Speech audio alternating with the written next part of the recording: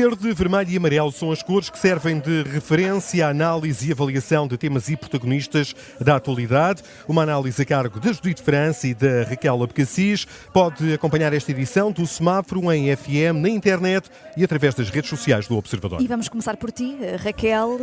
Queres sinalizar este momento que estamos aqui a acompanhar em Almada, o Congresso do PCP, o Congresso número 22 já? Sim, eu não acompanhei os 22 seguramente, mas muitos deles, e como sou aqui a mais velhinha desta grupeta, vou fazer aqui um pouco, comentar o momento presente, mas também fazer aqui um pouco da história destes congressos, que pelo menos desde os anos 90 acompanho, e gostava de começar por denunciar aqui uma frustração que tenho na minha carreira de jornalista política, porque nestes anos todos, que já são muitos, dei zero notícias do PCP. É um partido, ao contrário de todos os outros partidos que já existiram, que continuam a existir, os que começaram e os que acabaram, em termos de Partido Comunista Português, é muito bonito acompanhar, mas notícias para jornalistas que gostam de dar notícias de política, é um partido muito frustrante, porque tem as suas regras muito próprias. Basta assinalar, por exemplo, uma coisa: o PCP tem um novo líder há quase 2 anos. É o primeiro congresso que existe com ele, com Paulo Raimundo, nomeado líder do Partido Comunista, mas ao contrário de todos os outros partidos não é confirmado num congresso. O congresso passa-se num carril completamente diferente do da decisão de quem é que conduz ou não conduz o partido. Só isso diz tudo sobre a forma como este partido funciona e como estes congressos são diferentes de todos os outros que acompanhamos, e se calhar por isso eu acho que estes congressos, estas reuniões do Partido Comunista têm um lado encantador, que é o mistério que envolve toda a organização deste partido, toda a forma como se chega aqui. Houve meses de discussão das moções que estão agora a ser apresentadas. Não há momentos surpresa nestes congressos, está tudo previsto, é para acontecer tudo tal e qual como sempre aconteceu, e o que é bom, e que isto vai chegar bem ao fim se não houver nenhuma novidade, e isso, o que tem de encantador simultaneamente é também o sinal primeiro da razão pela qual o Partido Comunista começa a encolher eleitoralmente de ano para ano, e já lá vou, porque estamos à beira de um ano muito importante para o Partido Comunista em termos eleitorais, mas é também essa a razão, porque eu olho aqui para baixo, nós estamos no andar de cima e no andar de baixo estão os platôs das televisões, e em todos os outros congressos nós temos um platô do dobro da dimensão deste, e com todos os canais representados e com os principais pivôs das televisões a fazerem entrevistas e a acompanharem os trabalhos.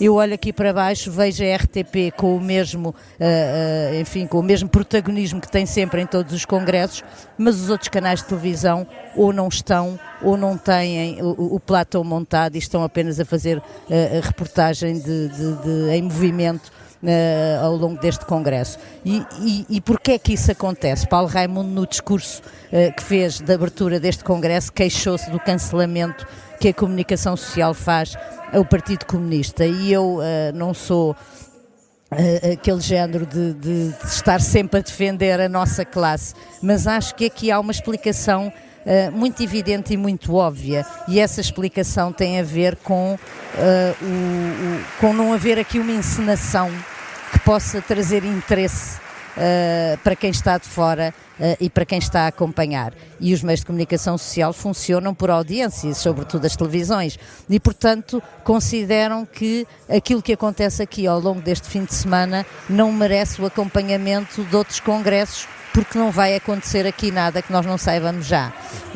E isso é um pouco a história deste partido, que o fez grande desde antes do 25 de Abril e desde os tempos da clandestinidade, mas a sensação que fica hoje em dia é que o partido vive da sua grandeza do passado muito mais do que do seu impacto no presente. E eu acho que isso é uma perda para a nossa democracia. Tenho pena que o Partido Comunista não se esteja a conseguir adaptar aos tempos modernos, não consiga ter aquele pouquinho de abertura que lhe permitiria ter um outro protagonismo e chegar de uma outra forma às pessoas, e que esteja a deixar esse lugar vago e ainda por cima, infelizmente, daquilo que vamos vendo nos atos eleitorais, para um partido de sinal oposto, que está exatamente no extremo oposto em que estava o Partido Comunista, e aquilo que vemos hoje em dia é que, de uma forma populista, é certo, mas que o Chega fala muito mais para estes trabalhadores de quem o Partido Comunista se considera porta-voz do que este Partido Comunista, e eu acho que isso era uma reflexão que se calhar deveria ser feita nestas moções, até porque, e estou quase a terminar, para não me alongar o tempo todo deste semáforo político, até porque vamos entrar num ano de eleições autárquicas e é das poucas bandeiras que o Partido Comunista ainda tem como capacidade de poder executivo, é o seu poder autárquico, que tem vindo a perder nas últimas eleições autárquicas de umas para as outras, e agora estão em causa câmaras muito importantes que, apesar de tudo, o Partido Comunista ainda mantém. Há talvez a hipótese de poder reconquistar uma ou outra, e era muito importante que o Partido Comunista conseguisse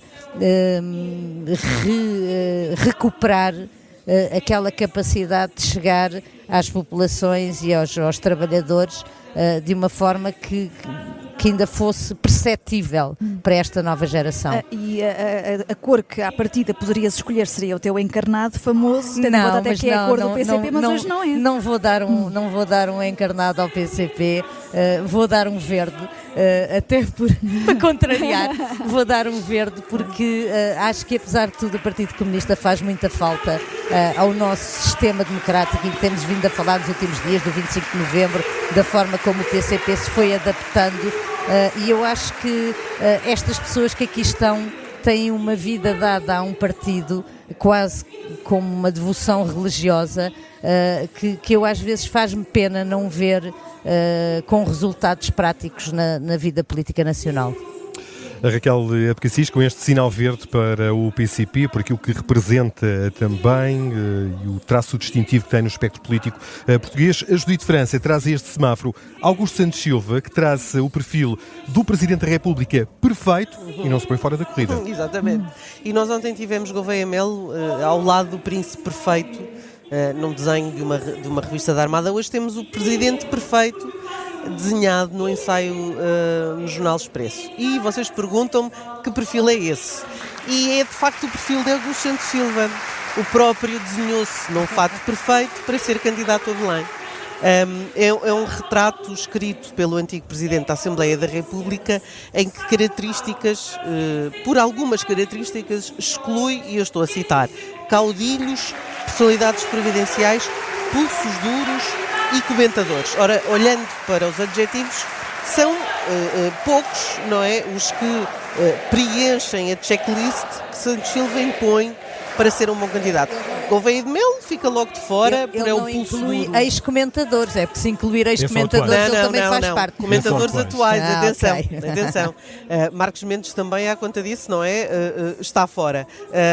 Também está fora António José Seguro, porque agora é comentador, não é? Mas há mais características, por exemplo, que excluem Mário Centeno, porque diz Santos Silva que tem de ser alguém... do Banco de Portugal. Não, também não é tão específico. Mas diz que tem que ser alguém que domine o posicionamento geopolítico, enfim, que melhor pessoa fará do que o Ministro da Defesa e dos Negócios Estrangeiros, que Santos Silva também foi, não é? Quem é que está aqui a par? Está a par António Vitorino, que também tem essa dimensão internacional, que não se descartou da corrida, e o próprio Santos Silva, que também não se põe de fora. Também exerceu o cargo de Ministro dos Assuntos Parlamentares, o que ajuda, segundo o próprio, a uma institucionalidade democrática que é preciso ter, assim como, e agora, tendo em conta que foi Presidente da Assembleia da República, a defesa do combate ao ódio, ao discurso de ódio. E aí Santos Silva acha que isso lhe assenta como uma luva, sendo que é bastante discutível se o seu combate ao discurso de André Ventura não foi aquilo que deu ao líder do Chega a possibilidade de saltar para 50 deputados. Enfim, isso é uma conversa longa, mas não é de descartar que aquela acrimónia que Santos Silva criou e de uma maneira muito insistente não terá sido utilizada por André Ventura para se vitimizar e para isso subir. Resta saber se fazer o fato à medida e depois dizer que serve. Isto é uma arte que Augusto Santos Silva domina bem, que é hábil na retórica e hábil nas palavras. Resta saber se não acha que a dimensão da humildade não seriam importantes para um cargo em Belém, de servidor do público, atributo que Santos Silva descarta para Gouveia e Melo, mas não para si próprio, não é? E eu acho que isso é curioso. Eu acho que já podemos ter, aliás, uma coisa como certa, é que o próximo Presidente da República, dos nomes conhecidos, vai ser de certeza vaidoso. Sim, egocêntrico e vaidoso, parece-me que sim. E que sinais de diferença para Augusto Santos Silva? Eu vou dar um amarelo a Augusto Santos Silva, porque é bom que ele não saia da corrida, que é para tornar isto mais interessante. Exato. Tens 30 segundos para sinalizares outros temas, Judite. Diogo Pacheco Amorim, ou melhor, o motorista do Vice-Presidente da Assembleia da República, que faz o triplo das horas estipuladas por lei. Horas extraordinárias. Eu queria dar um vermelho, porque estamos no Congresso do PCP e então vai para direitinho para o deputado do Chega, que também Vice-Presidente da Assembleia da República, Diogo Pacheco Amorim, porque o Chega, apesar de dispensar o valor salarial que advém da suspensão do corte de 5% nos salários dos políticos, não dispensa o motorista. Pacheco Amorim tem direito por ser vice da Presidência da República, mas pensando que não dispensaria o motorista, o pior é que não dispensa gastar o triplo das horas extraordinárias permitidas por lei. Nós estamos a falar... O que deve ser muito mais do que os 200 euros de aumento aos deputados. Muito mais do que isso. E aquilo que nós percebemos é que é possível fazer 200 horas extraordinárias por ano. Neste momento já vai em 600 e o ano parlamentar só começou em março, não é? E, portanto, no final, aquilo que chega para todos não chega para o Chega, não é?